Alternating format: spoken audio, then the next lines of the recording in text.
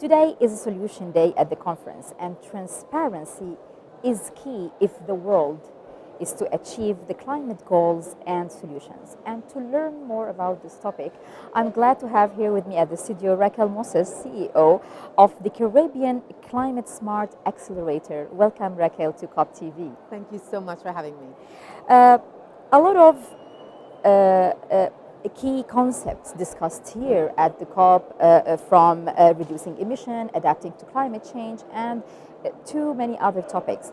And these topics are known to everyone. But when we speak about transparency, it's maybe less known to people that they are outside of the rooms of negotiation.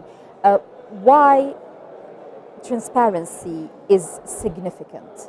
You know, so the funny thing is, despite the fact that most people don't know about transparency, it's what everyone's been asking for. So you hear a lot of the youth advocates, as well as people on the sidelines of the conversation, asking about, are we making progress? Are we getting anywhere? Are we, how far are we ahead or behind of where we need to be? And so transparency provides that framework for people not only to report on where they are, but also for us to be able to communicate how we're doing. This needs to be, this climate challenge that we're facing, this needs to be like global Olympics. We need to be watching it and rooting for the winners. And this helps to provide that common framework for us to all discuss who's doing it right and what can we learn from the ones that are doing it right and who's behind and what do they need.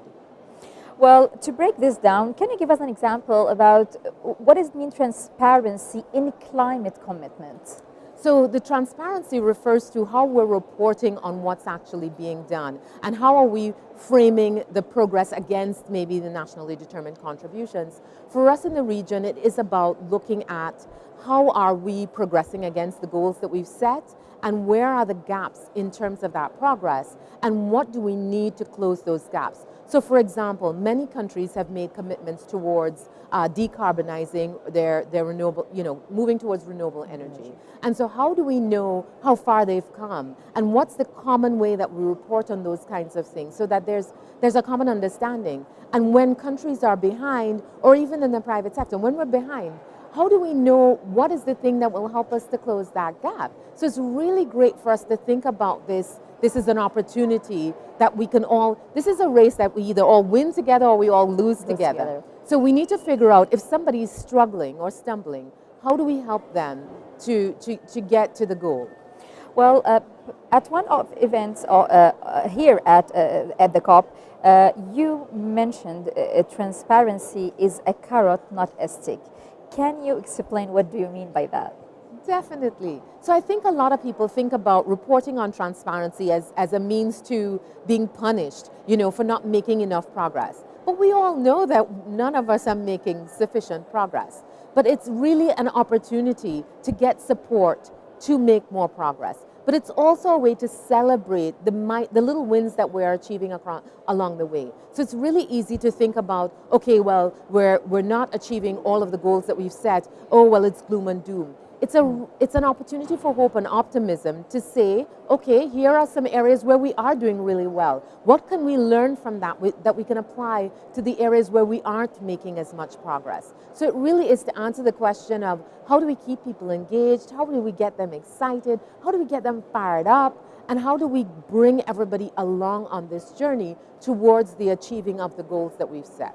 Speaking about bringing everyone to be a part of this journey, Racquel, what role cities and private businesses play in this process?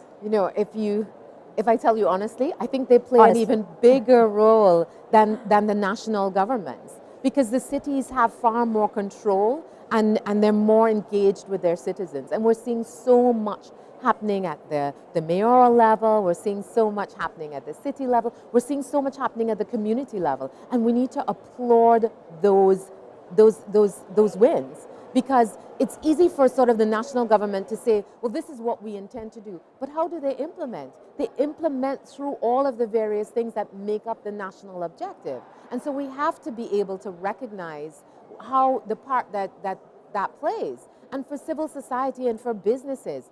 many of the goals that we're seeing are being implemented by business, and they're going along with it in a very happy way. They're like, well, listen, this is what we can do, and we need to see more of that. And transparency is an opportunity to get more businesses engaged in seeing what their peers are doing. As humans, we're pack animals, so we'll follow the crowd. So let's make this the cool thing to do, to report on the progress that we're making. Let's make it competitive. How do we compete towards achieving these goals and get everyone involved? Well, looking at the negotiation here at COP27, what progress are countries realistically hoping to achieve here in Egypt? I think we're hoping to have some sort of decision on loss and damage. And I really believe in my heart that we are closer than we think we are. And I know that it's difficult. It isn't lost on me, the challenge that loss and damage provides, because it's such a huge area of need, and it's boundless. Because, the losses with each event, the losses are racking up. And so it's really difficult to say, I accept that responsibility and feel like you're signing a blank check.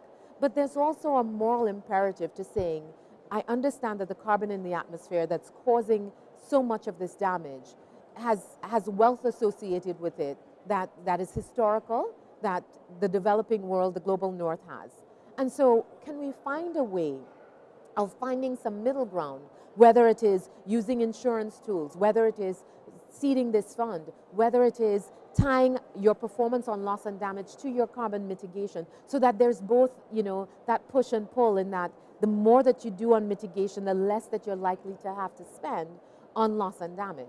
So we're really hopeful that we come up with something concrete and sustainable on how we move forward on loss and damage. Racquel, thank you very much for this insight today. Thank you so much for having me. All right.